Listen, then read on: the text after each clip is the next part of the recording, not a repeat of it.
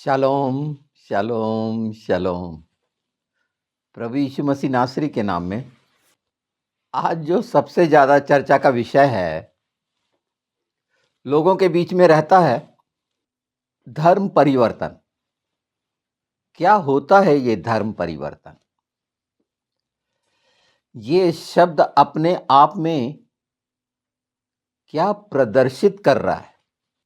जो आरोप लगते हैं धर्म परिवर्तन के, तो क्या धर्म इतना कमज़ोर है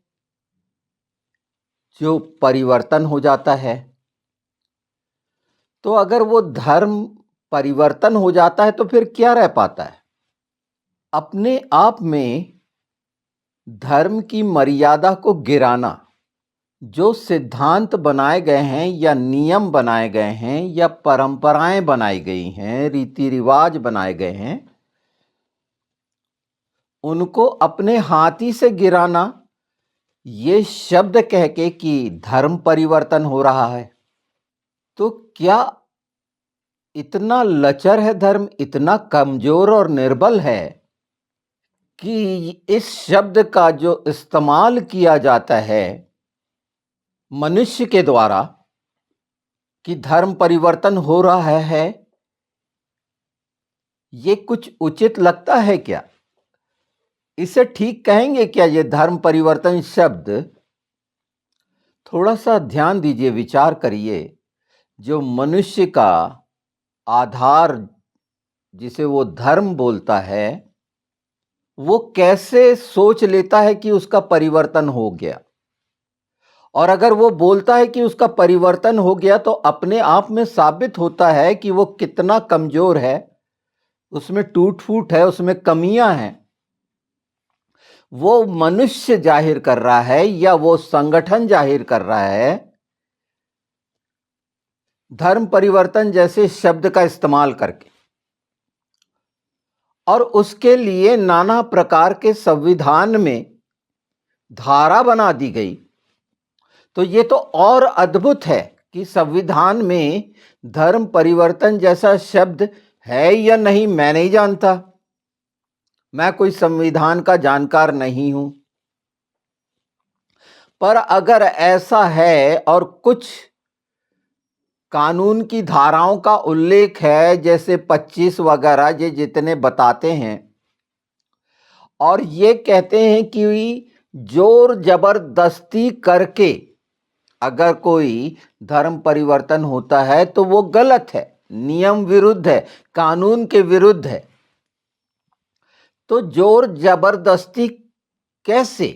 यानी अगर कोई जोर जबरदस्ती भी कर रहा है तो क्या वो धर्म कमजोर है? संसार में जितने पाए जाने वाले धर्म हैं, क्या इतने कमजोर हैं कि जोर जबरदस्ती के कारण वो बदल दिए जाते हैं? हमारे भारत में यही आरोप लगता है ना। और हम देखते हैं उसके लिए जो हिंसक कार्रवाइयां होती हैं, दोषारोपित करके जो कार्रवाइयां होती हैं।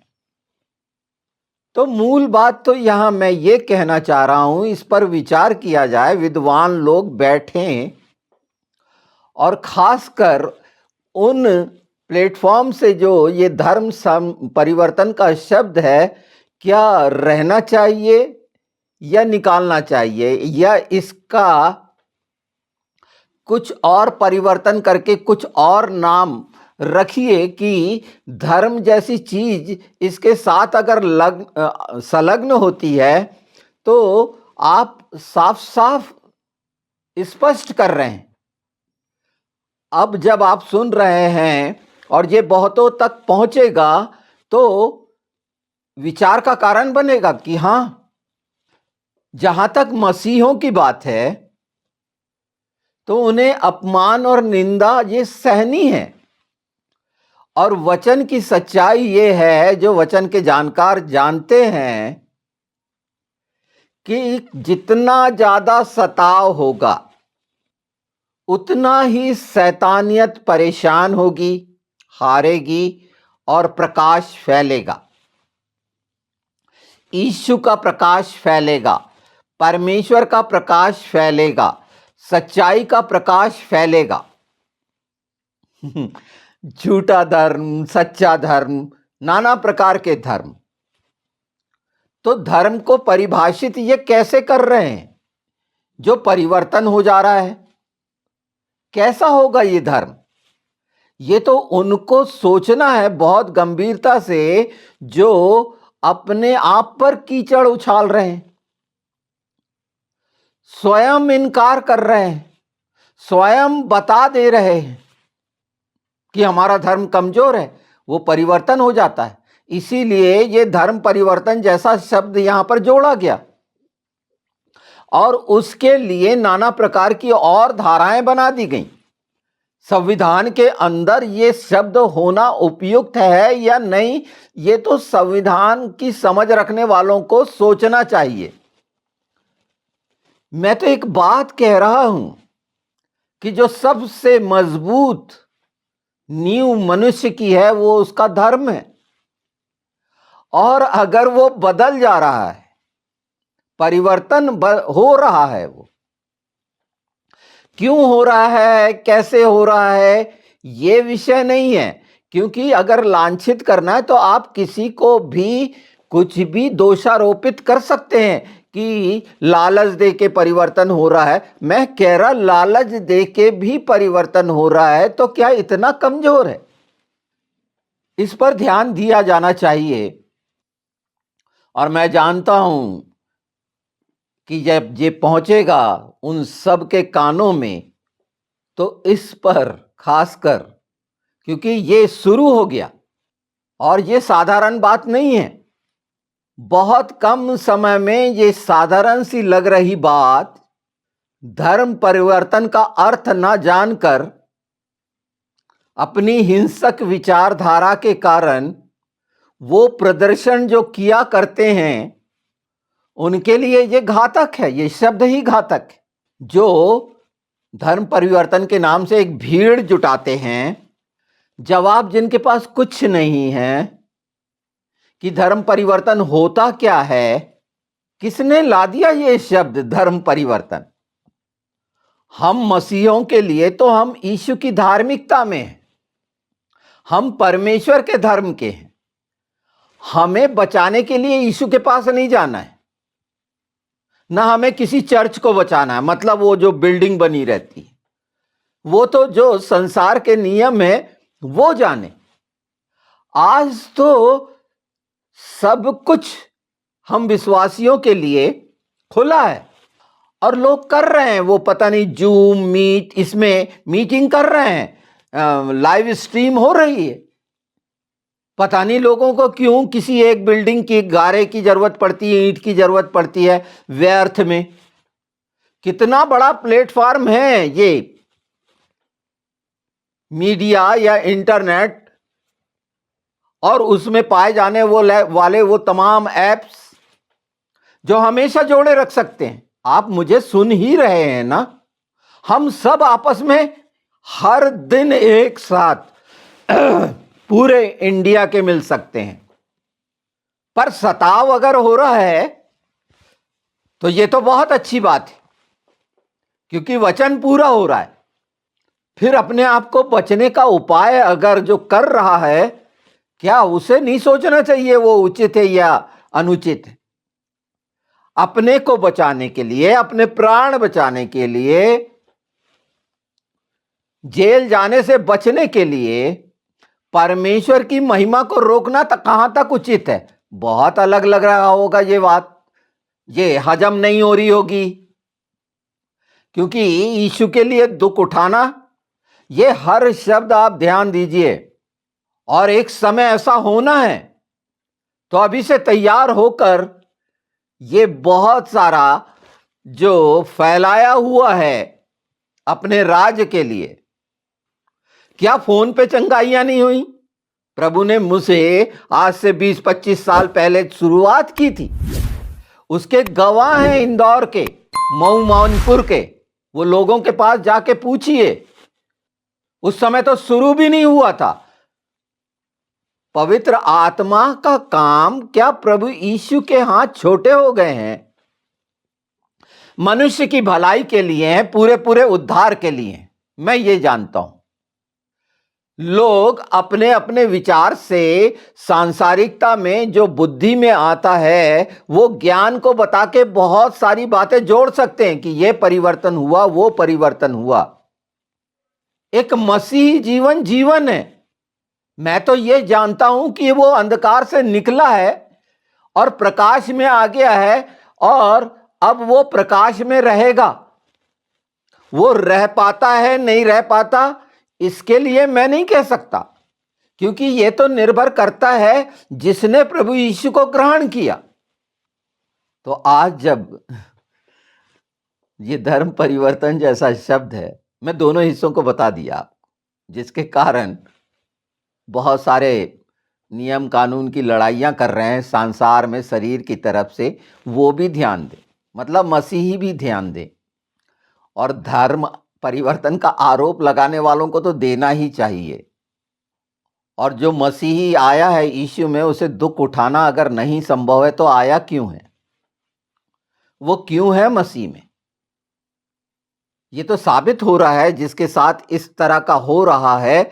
निश्चित परमेश्वर के राज्य के लिए वो व्यक्ति जिसके कुछ भी, वो प्रचारक हो सकता है, उपदेशक हो सकता है, एक प्रीचर या एक पास्टर हो सकता है, बिशप हो सकता है, कुछ भी हो सकता है, वो कर रहा है। और अगर जहां इस तरह का आ रहा है तो निश्चित कुछ ना कुछ तो हो रहा है। तो आनंदित होनी चाहिए, खुश होना चाहिए कि शैतान घबरा के आक्रमण कर रहा है तो बचने की कोशिश नहीं करना चाहिए, बल्कि और घुटने मजबूत करके टेकना चाहिए, परमेश्वर की महिमा और उसका उपाय देखना चाहिए। आप इस संविधान की बात करते हैं, यहाँ के कानून की बात करते हैं। आप देखिए ना सुप्रीम कोर्ट में क्या क्या होता है, यहाँ की पूरी न्यायिक व्यवस्था कैसी है, यहाँ की राजनीतिक व्यवस्था कैसी है, वहां क्या उम्मीद करेंगे आप? ये तो खुद त्रस्त हैं, सब तो बोल रहे हैं ना, परेशान है, अपनी ही बनाई हुई चीजों से परेशान है, चुनाव से परेशान है, हर जगह धांधली धांधली।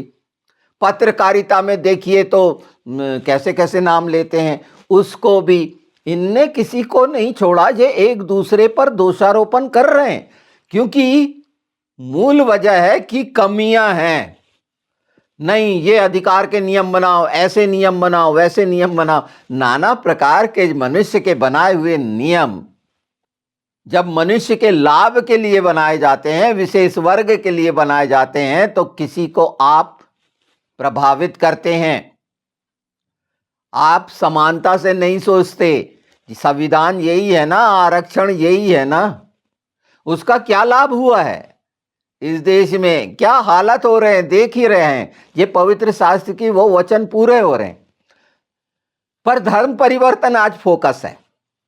मैं चाह रहा हूं, जहां पर मैंने धर्म परिवर्तन के बारे में बोला है, कि क्या वो चिड़िया है जो इतनी छोटी है वो भी उड़ जाती है? चिड़िया का नाम है ये, इतनी कमजोर है ये। क्यों कमजोर कर रहे हैं वो आस्था रखने वाले? ये तो वो जानेंगे। और ये सभ्यता और संस्कृति इनकी अगर ऐसी है कि अपने ही धर्म को परिवर्तित होते हुए ये कहते हैं और देखते हैं, तो इतना कहना काफी है कि जो कह दिया गया, मैंने मुख्य बात कह दी कि क्या इस शब्द का इस्तेमाल करने वाले व्यक्ति अंदर से उन्हें लगता है कि नहीं लगता? कभी विचार करे हैं कि वो अपने पर ही कीचड़ उछाल रहे हैं, अपने पर ही थूक रहे हैं? ये शब्द तो ये कहता है। नहीं तो आप मुझे बताइए कि धर्म परिवर्तन का और क्या अर्थ हो सकता है? क्या एक समुदाय का दूसरे समुदाय में चले जाना, ये तो चलता रहता है, कोई किसी में चले जाता है, कभी कोई किसी में चले जाता है। ये तो मन से प्रभावित एक व्यक्ति है अपनी लालसा का, उसे आप रोकेंगे? अपने आप को तो रोक नहीं पाते। वो जो जितनी बड़ी भीड़ आती है, क्या वो बड़ी धर्मी लोगों की भीड़ आती है जिसमें गालियां दी जाती हैं, मारपीट की जाती है? ये है इनकी सभ्यता और संस्कृति। औरतों बच्चों के साथ दुर्व्यवहार किया जाता है, यह है इनकी सभ्यता और संस्कृति। क्या धर्म के अंतर्गत ये सभ्यता और संस्कृति है? तो क्या ये सोचते हैं कि ताकत का नमूना पेश करके बदल देंगे? ये कैसे हो सकता है? क्या पूरी दुनिया सिर्फ भारत है? ये विकृत मानसिकता का प्रतीक है कि ये मानसिक रोगी हैं और ये शब्द का एक बैनर बनाकर जो कार्य कर रहे हैं, मैं तो इनके फायदे के लिए बोल रहा हूं कि ये शब्द बदल के अगर मसीहों पर किसी तरह की और उनके साथ दुर्व्यवहार करना है, अत्याचार करना है, तो कोई और रास्ता ढूंढें। वैसे भी क्रिश्चियन लोगों को यहां पर कौन से क्षेत्र में वो प्रतिभा रखता है, इनसे कहीं ज्यादा रखता है, उसे मौका क्यों नहीं दिया जाता?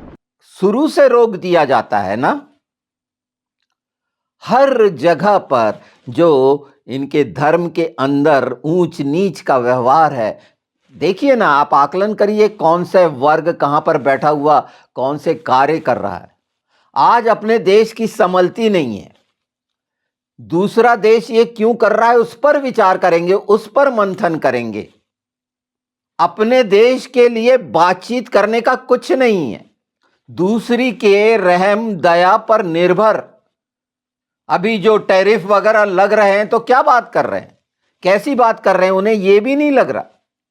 जब विदेशों से, वो अमेरिकई से हथकड़ियां लगे हुए, पैर में बेड़ियां लगे हुए उतारे जा रहे हैं, तो अमेरिका के कानून अमेरिका को दोषी ठहरा रहे हैं। इनके यहां अपने अंदर से नहीं निकलता कि ऐसा कार्य क्यों करें। वो बुराई नहीं लग रही कि गलत तरीके से तुम किसी देश में एंट्री कर रहे हो, इनके लिए बुराई नहीं है। पहला तो यह होना चाहिए कि इस तरह से जो जाके इस तरह से वापस आ रहे हैं उनको पनिश करना चाहिए कि तुम हमारे देश को क्यों बदनाम कर रहे। यह क्यों नहीं है इनकी सभ्यता और संस्कृति में। दोषी उसको ठहरा रहे हैं कि वो इंडिया को, भारत को अपमानित कर रहा है, और यहां के लोग क्या कर रहे हैं, क्यों जाते हैं बाहर।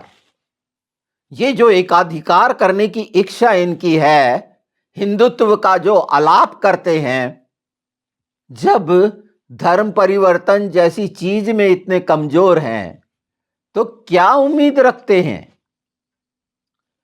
पहले अपने धर्म को मजबूत कर लें कि ये परिवर्तन शब्द हटा लें, और सचमुच में ये अगर इतने आस्थावान है तो इनको करना चाहिए। इस शब्द से तो परहेज होना चाहिए, ये एलर्जी है। कोई भी दूर से सुनने वाला समझ जाएगा कि ये क्या है। और अगर ये नहीं समझ रहे हैं तो अंधविश्वास का उच्चतम स्तर है इनका, और अंधविश्वास जहां है वो अंधेरे का विश्वास है, अर्थात शैतानियत का विश्वास है। और ये प्रमाणित है, जिसके ऐतिहासिक कोई प्रमाण नहीं है, किंवदंतियां हैं, उनको अपना धर्म बना लिए। हर जगह नाना प्रकार की बातें आ रही हैं। ये तो वो समय है, हर कोई सच जानना चाहता है। धर्म परिवर्तन, इनकी चिड़िया फट से बदल जाता है। तो ये कैसा धर्म है जो लोग छोड़ देते हैं? तो ये धर्म है क्या?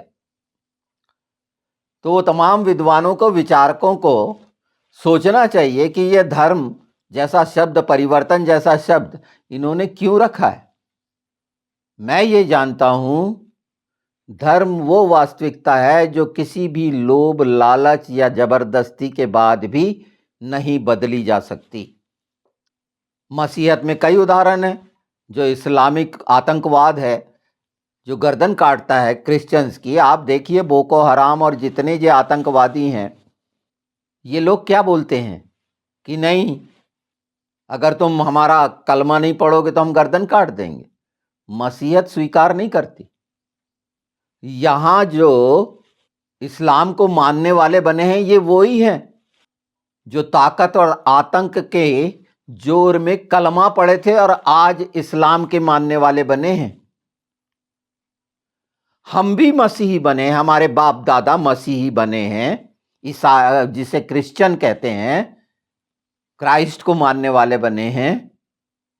हम जोर जबरदस्ती से नहीं बने हैं। ये सच्चाई आपको बता रहा हूं मैं यहां का। तो मेरे जीवन का धर्म परमेश्वर है। मैं परमेश्वर की जात का हूं। और आप भी कहते हैं कि आप परमेश्वर की जात के हैं, तो आप अलग अलग जात क्यों बना लिए?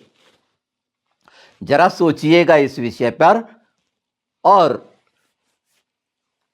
अगर आपको उचित लगता है, जो आने वाले समय के लिए, तो लाइव स्ट्रीम में इकट्ठे होइए।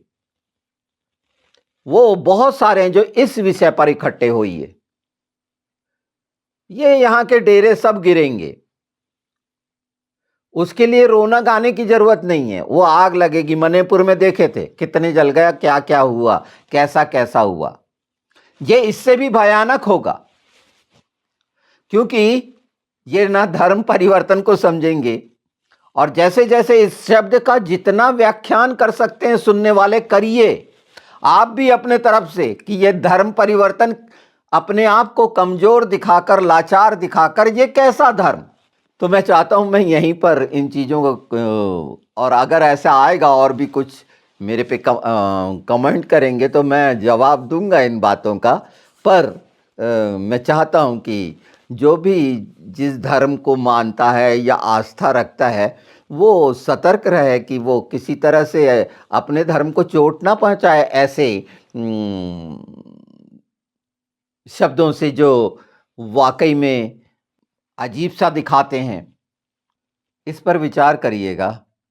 पर हम मसीहों को, जो मैंने कहा है, इसके लिए तैयार होइए कि हम हर समय, हर दिन एक समय आराधना में, चाहे दूर दराज के हों, हम मिल सकते हैं।